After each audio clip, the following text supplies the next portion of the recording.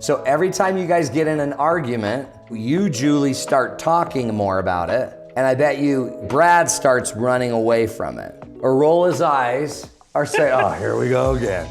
And here's the rule, very simply. Brad has to stay in and Julie has to shut her cake hole. So my husband does not like conflict. And so if we have any issues or we rub each other the wrong way in a certain area, he tends to just withdraw and he doesn't want to deal with it because he does not like conflict. I like to address the issue. I want to talk about it. I want to resolve it. I want to work on it.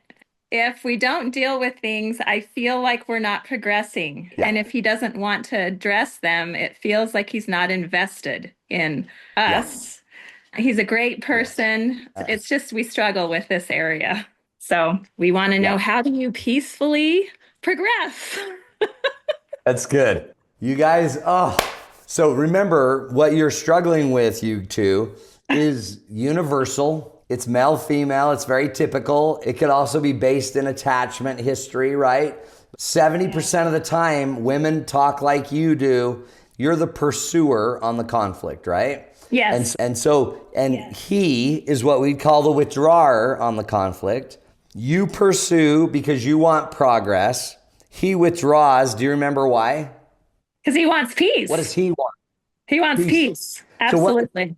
But I guarantee if he were here, we would sit down and we could all agree that we need to progress on our issues. Yes. And we could all agree that we want to do it with peace. Yes. Then the only thing we have to figure out is how we progress peacefully.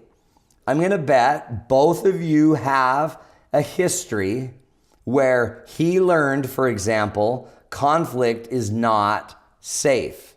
Yes. Which is why he doesn't like it. Yes, he grew up in a home where he never heard his parents argue. It was very that way. I grew up in a more combative home, but which I don't believe that's good too. I'm not afraid of conflict. I'm not afraid of negative feelings. And I believe he somewhat is. It's uncomfortable for him. Right. Which shows us what a big disservice we do for our kids when we don't ever let them see us have a conflict. Because to grow up in a family where there's no conflict makes everybody think there's never conflict. But that's just not a reality of existence. In fact, we know the healthiest relationships on earth have healthy doses of conflict. So conflict is good, not bad. Conflict healthy, conflict good, it's important. And doing it peacefully is something that we don't know how to do. And so part of it goes back to one of our earlier calls, and she just talks about she and her husband have different speeds. And I'm gonna bet you, Brad and Julie have different speeds too. And I'm gonna bet you that Julie's brain in the conflict is more adept. It's more like a gymnast dancing through the conflict, running around it like a little fairy. And all he's doing is having his fight or flight turned on. If we look at this, by the way, just evolutionarily, men historically, when their fight or flight would go off, all they'd have to do 2,000 years ago, if their wife was doing anything to not create peace, he would just bonk her on the head with a stick and she'd shush. She would just stop talking. And historically, they could fix that by just using force. But so they say it takes 70,000 years to evolve a trait. And we've really only been at this a few thousand years in a more civilized society that says that we should treat people fairly and I can't just hit you. So it's going to take me about 68,000 more years to evolve all mankind to not do this. So historically, what men have learned is it's not safe to use the skills they've got historically, brute force. So instead they just run because he doesn't want to hurt you and he knows that we don't know how to do this.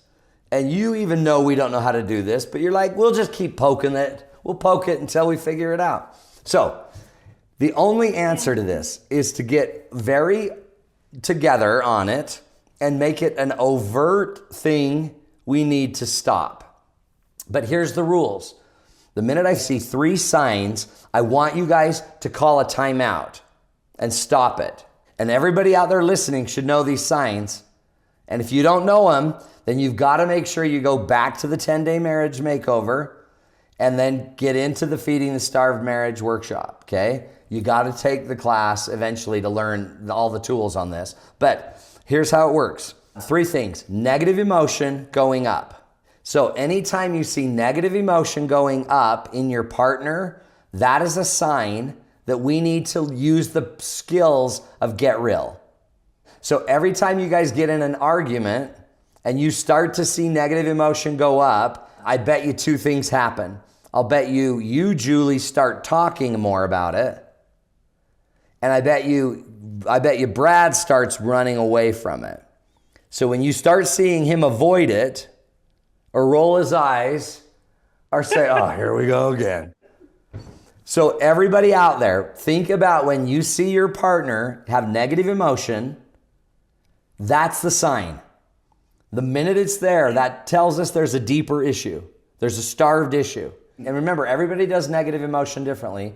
Some of us yell, and some of us roll our eyes, and we articulate, and we do all these things. And some of us don't do any of that. We just shut down. The second sign I want you to look for is understanding. If emotion is going up negatively, where's understanding going to go? Down. We struggle with that. I guarantee if I sat and watched you guys in a discussion, I'd start to see it getting more emotional, more emotional, more emotional. And then what we'd be saying is more extreme things. We'd bring up stuff from the past that had nothing to do with this conversation. We'd throw that in there and we just start creating a ton of smoke. That's why understanding starts to drop. So if negative emotion goes up and understanding goes down, you're going to almost always see the third sign, which is trust. Trust drops. And the faster emotion goes up, the faster understanding goes down, and the faster trust goes down. Bam. And the minute that happens, the doors are slammed, the castle gate drawbridge is brought up, and nobody's getting into the fortress. Okay? So those are the signs. But what's funny is all you guys know how to do is probably, Julie, is push harder. Not even meaner, but more creatively, more manipulatively. What about this? What about, you've tried every angle to get in this castle, and all he's learned to do is how to protect every angle. And meanwhile, you're still on the outside and he's locked on the inside. And what's funny, he can't stay there forever. So you're like, I'll just wait him out. I'm going to wait him out. He's got to come out sometime. And so that pattern is universal to male, female, right? So anytime you see negative emotion, misunderstanding, or mistrust, what I'd love you to do before it gets all the gates shut and all of the drawbridges up, right when you start to see it, I want somebody, just one of you, to call a timeout. And by the way, can you guess which one, Julie? Guess which person's most likely to call the timeout first? The pursuer or the withdrawer? Well, probably the withdrawer, but I don't know. Yeah, it's safe. Whoop, timeout, timeout, timeout. Now here's what's cool about that. Here's the rule going forward, and this is your homework assignment.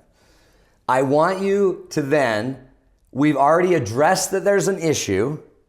All the alarms are going off. The whole castle's been alerted. Everyone's ready to do their defenses. And then what I'd love somebody to do is, whether it's you or him, I want a timeout called. And then all I want you to do in the timeout is just stop. And here's the rule, very simply. Brad has to stay in, and Julie has to shut her cake hole. Yeah, because usually it ends up that he just walks away. Exactly. So, Yeah. So So, that's the watch. Just so you know, Julie, you can call the timeout too. But the minute you call the timeout, what you're saying is this pattern isn't working. Our vital signs are up, so I'm going to call a timeout. And we both need to agree to this rule. And in that rule, Brad has to sit still. And Julie has to not keep pushing. okay. But what I love about it is that it creates some serious confusion. Because if we call the timeout, we don't know what to do when we're sitting there. Are we supposed to keep talking about it? So what's cool is, just so you know what's happening, Yeah. the minute we get to a point where we're about to be hijacked by our fight or flight, if all of a sudden we stop and we stay in the threat and the threat subsides, what does that tell our survival fight or flight instinct? We didn't need it. Right. This is how we start to override the system. But we have to eventually get back to the topic. But he can't run. And once his body realizes we can have a talk, because if all I did was have you, Julie, only be able to listen to his feelings at first, and his job was to just express his feelings about the issue. And then you had to show him you were hearing what he was saying. And then you'd explore more of his feelings and more of his feelings about this issue, whatever we're talking about. And then after that, you were allowed to speak, Julie, maybe 2 sentences at a time. And he had to paraphrase what he was hearing you say. And you could say anything you wanted about your belief with this issue. We would slow down this process so much that his brain would start to realize conflict isn't threatening.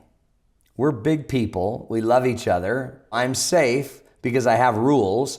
And Julie finally feels heard and loved because he's finally talking. Until the next trigger comes up. And then all I need is one of you to say, stop, time out, stop. Okay, let's do what we did last time. By the way, what we're going to do is slow down the conversation so much that Brad can process it super safely, super easily. We're going to take away what seems to be the advantage of you, Julie, because your verbal skills and your ability to think quickly. So we're going to neutralize the ground a little bit. You're going to have to show you hear him. He's going to have to show he hears you. He's going to have to talk. You're going to have to understand. We're going to build on to what the other is saying. We're not just going to tear it apart. We're going to stay present on today's topic. We're not going to throw a bunch of stuff from the past. That is how, with our neuroplasticity of our brain can learn another script. Again, like I'll guarantee you, if I went to Brad's work, Brad has stood in conflict before and solved it. He knows how to do it at work. Definitely. He was a judge, so he's very good at it. He's very good at it. Isn't that awesome? And again, but watch, by the way, that's actually brilliant. Because one thing about Brad then is Brad also, as a judge, had all the authority. Yes. He had all the power. Yes. So Brad can do conflict if he's given a gavel and a black robe and a bailiff to throw you out, Julie. So part of what we're creating is just protocol and structure. And what it really might be is he's afraid of you. You're scrappy. You're street smart. You know how to scrap. And he doesn't know how to do that. And you're a little scarier because you grew up in conflict.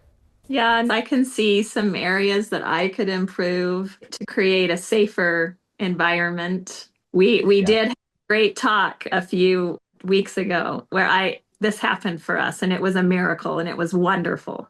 We just need to get it back because there was a trigger that came later. Homework assignment, go back and review when you guys had that really good talk.